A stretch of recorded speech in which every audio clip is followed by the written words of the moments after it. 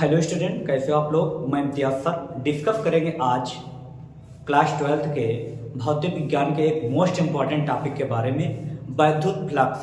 आप लोग इस टॉपिक को तैयार कर लेते हैं तो वैद्युत फ्लक्स से रिलेटेड कोई भी क्वेश्चन आपके सामने आएगा तो आप बड़े आसानी से उसको कर सकते हैं। क्लियर। वैद्युत फ्लक्स क्या है, इसका मात्रक क्या है, इसका बीमा क्या है।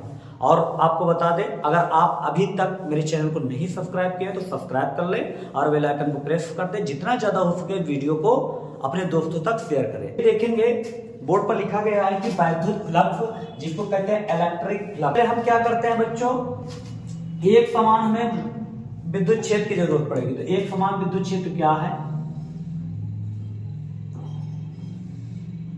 एरो का मतलब हुआ एक समान विद्युत क्षेत्र। फिजिक्स में एक समान विद्युत क्षेत्र को हम एरो से डिनोट करते हैं। क्लियर। आप इसको बोर्ड एग्जाम में बनाना रहेगा आपको। अब बात आती है एक समान विद्युत क्षेत्र है और ये जो बनाने जा रहे हैं ये है इसमें काल्पनिक पृष्ठ। में क्या है, ये काल्पनिक पृष्ठ है।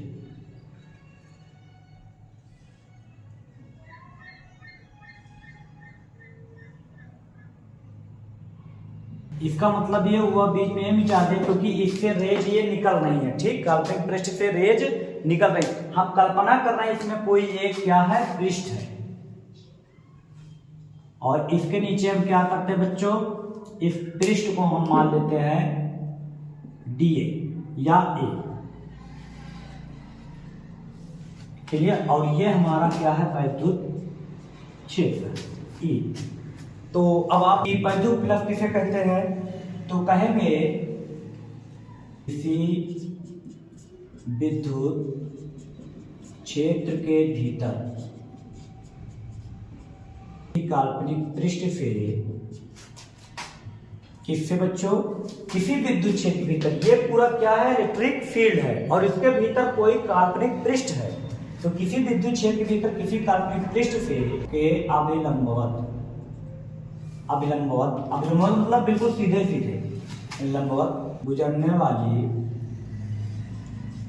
विद्युत बल रेखाओं, जो गुजर रही हैं विद्युत बल रेखाएं, ठीक, गुजरने वाली विद्युत बल रेखाओं के संख्या के माप को क्या कहते हैं, विद्युत फ्लक्स कहते हैं। क्या कहते हैं, विद्युत फ्लक्स कहते हैं। फाई ई से प्रदर्शित करते हैं।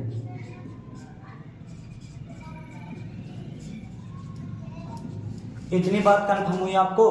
तो अगर आपसे पूछे जाए वैद्युत फ्लक्स किसे कहते हैं तो आप लोग क्या बताएंगे कि किसी भी विद्युत क्षेत्र के भीतर स्थित किसी काल्पनिक पृष्ठ के अभिलंबवत गुजरने वाली वैद्युत बल रेखाओं की संख्या के माप को वैद्युत फ्लक्स कहते हैं।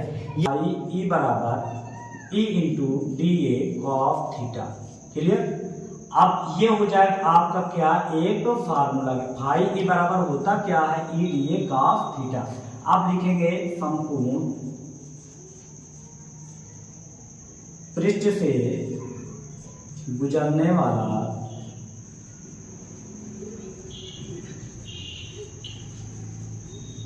वैद्युत फ्लक्स फाई ई बराबर इंटीग्रेट, इसका मतलब इंटीग्रेट होता है, इसका मतलब संपूर्ण माने पूरे से, E D A cos theta. यहां पर क्या करेंगे हम, फाई बराबर E integrate D A cos theta. D A का क्या हो जाएगा बच्चों, डी ए का हो जाएगा ई ए कॉस थीटा। क्लियर। तो अगर आपसे पूछा जाएगा कि वैद्युत फ्लक्स क्या होगी तो ये होगी फाई ई बराबर ई ए कॉस थीटा। तो इसका जो मात्रक होगा, मात्रक क्या हो जाएगा, अगर आप लोग मात्रक इसका निकालेंगे तो मात्रक क्या आ जाएगा, नंबर एक इसका मात्रक होगा newton metre square, newton metre square प्रति कूलम।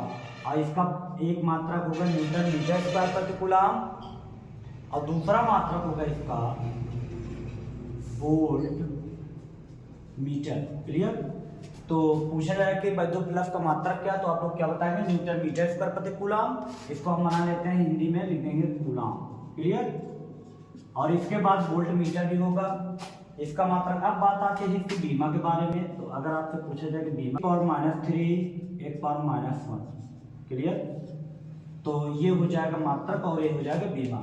तो आप लोग समझ गए होंगे। अगर आपसे पूछे जाए वैद्युत फ्लक्स किसे कहते हैं, तो आप कहोगे किसी विद्युत क्षेत्र के भीतर किसी काल्पनिक पृष्ठ के अविलंबवत गुजरने वाली विद्युत बल रेखाओं की संख्या के माप को विद्युत फ्लक्स कहते हैं। इसे फाई ई से प्रदर्शित करते हैं। फाई ई बराबर ई डी ए cos थीटा। क्लियर। संपूर्ण पृष्ठ से गुजरने वाला वैद्युत फ्लक्स फाई ई बराबर ई डी ए cos थीटा। ई कांस्टेंट है, इसको बाहर ले लेंगे, इंटीग्रेट डी ए cos थीटा, और डी ए का हो जाएगा ए ई ए cos थीटा। क्लियर। तो अगर आपसे वैद्युत फ्लक्स से रिलेटेड कोई टॉपिक आता तो आपको जैसे बताया गया आप उसको उसी तरह करके आएंगे बोर्ड एग्जाम में।